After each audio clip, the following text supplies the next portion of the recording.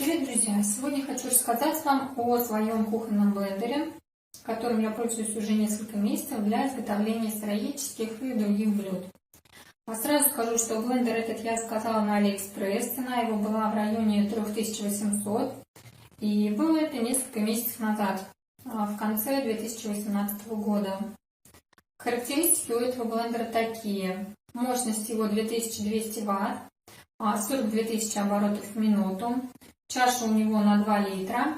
Сделана она из пластика якобы BPA-free, но я хочу, конечно, в это верить. То есть из пластика, который не выделяет вредных веществ в жидкость, которая в нем содержится. Шестиконечный стальной нож, японский нож, стальные шестеренки, то есть все детали, которые возможно, выполнены из стали. Также здесь, обратите внимание, тоже все стальное, не пластиковое, как у обычных бытовых, и от чего они стираются и ломаются. Здесь все выглядит достаточно надежно. Что у нас на корпусе? На корпусе у нас режим включения и выключения, рычаг, регулятор мощности и режим пульсации. То есть при включении этого режима блендер сразу включается на максимальные обороты. Он достаточно тяжелый. На нижней панели есть кнопка сброса экстренная. Здесь вот углубление для того, чтобы можно было намотать шнур и транспортировать удобно. Ножки прорезиненные для устойчивости. Вот здесь вот тоже прорезиненная панель. И есть такая кнопочка, только при нажатии которой блендер включится. То есть на чаше есть выпуклость, которая должна попасть сюда. Только после этого блендер включится. Без чаши мотор просто не начнет работать. Вот такая вот у него крышка с прорезиненной тоже вставкой, чтобы ничего не выплескивалось.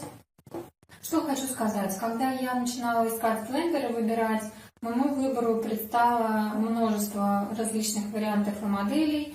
Американские, вот такие же вот похожие наши, фирменные. Диапазон цен на них был от 15-20 тысяч и выше, 20-25 тысяч, 30, 40 тысяч, даже 45, в соответствии с какими-то характеристиками. Но зачастую характеристики были близки вот к тем же самым, что и здесь. И один мой друг купил американский якобы блендер, вот такого же точно типа, за 15-20 тысяч примерно, то есть такая экономичная более-менее модель.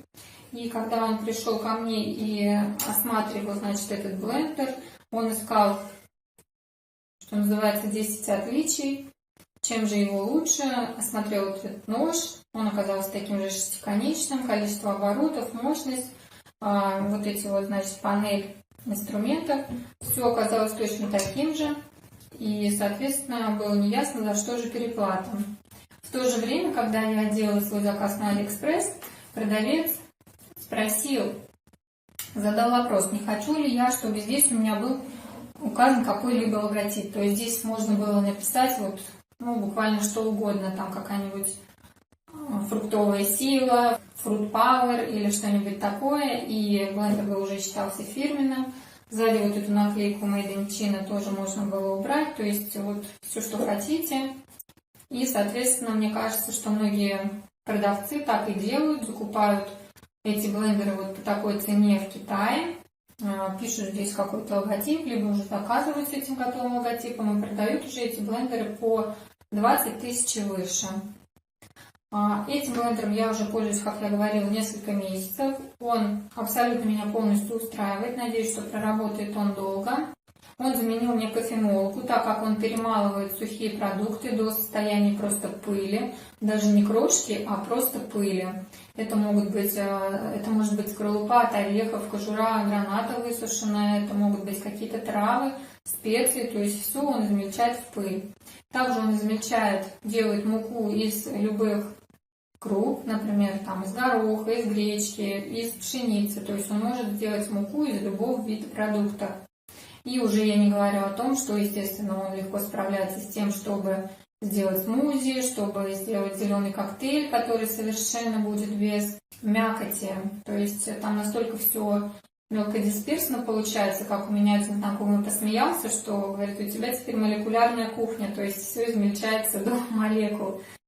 Потому что все вот эти мои погружные блендеры, которыми я пользовалась раньше, они не измельчали даже и близко до такого состояния продукты, как измельчает вот этот вот товарищ. Ну и что, давайте я включу его, и мы посмотрим. Первое время я его даже боялась, он супер просто мощный.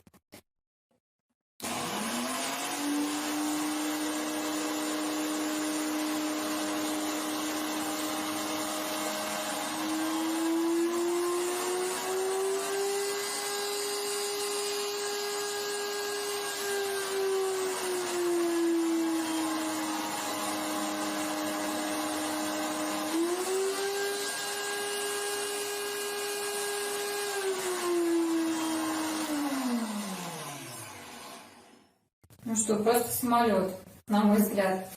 Ну что ж, давайте посмотрим, каков он в действии, попробуем измельчить с ним какие-нибудь продукты. Смотрите, есть у меня вот такие вот мыльные орехи. По твердости они близки, наверное, к грецкому ореху, скорлупки. Из них я делаю натуральный шампунь. Для того, чтобы его сделать, я хочу перемолоть их в порошок.